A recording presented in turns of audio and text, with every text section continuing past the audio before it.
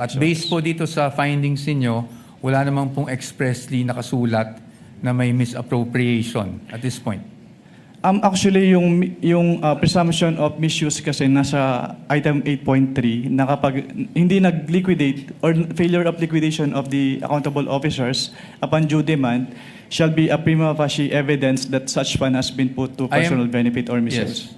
But I am just asking for the response na meron po bang expressly nakasulat sa mga findings ninyo? Ask and answer, Your Honor. It is in That is a 8.3. presumption po. So hindi Opo. kailangan isabihin. May expressly po ba na nakasulat na may niisang kusing na napunta sa bulsa ng Vice Presidente? Ask and answer, Your Honor. Wait, don't answer. Uy. That question, Your Honor, has been asked and answered. We ask for Sustained- ruling, Your Honor. Sustained counsel, I think where you're getting at, modify your question. You can get it.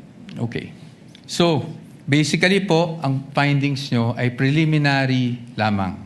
Wala pong any conclusive finding pa as to any misappropriation. Yun lang po ang tanong ko. Ang sabi kasi sa circular, upon failure to liquidate, No, meron I ng am presumption. Your Honor, Ask the and witness answer, is not Your Honor. responding. No, He the already witness said. Asking if it's... The witness is not responsive. Kindly respond. I think the question is quite simple, Yun lang naman Mr. po. Wamil. Preliminary pa lang. So, wala pang any conclusive finding as to any misappropriation. Yun na lang po. Para lang po, masagot nyo na ng diretso. Hindi naman po kasi kailangang i-state dun sa findings. Again, Your Honor, non-responsive. Let the presiding officer be the one to do it, or try to do it. Kapag ka nag-issue po kayo ng AOM, Audit Observation Memorandum, failure to liquidate na po ba yun? O may mga observation pa lang kayo? Kailan masasabing may failure to liquidate na? No? Pag may notice of disallowance na, notice of suspension, o AOM pa lang?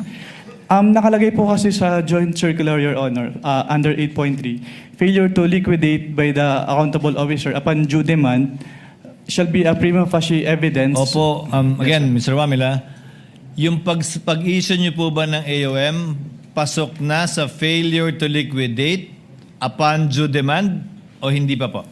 Hindi pa po sa AOM, Your Honor. Kasi wala pong due demand sa AOM. Yes po.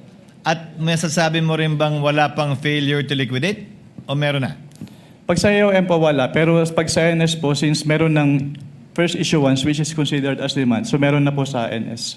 So, As per siya. AOM wala pa. Pag NS, meron ng demand at Opo. meron ng failure to liquidate. Opo, since sa AOM po, nire-require na silang i-justify and i-submit yung mga documents na hindi nila na-submit. Pero sa AOM, wala pa nga ganun.